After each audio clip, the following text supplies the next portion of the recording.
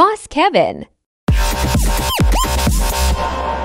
Hola guys, okay bang, tak masuk ke JC apa JC pula, KYT punya matte black dah masuk. Okay, ramai yang tunggu ni KYT full face CT Revo punya matte black dah ready stock guys. Okay, dah ready stock semua size. Okay, sangat menarik, span yang sedap, spoiler yang tajam.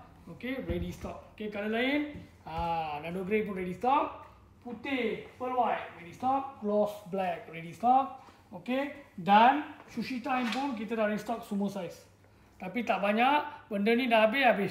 Dia tak ada cakap tak ada restock. Okay, cantik, sotong tengah makan, ikan tengah senyum.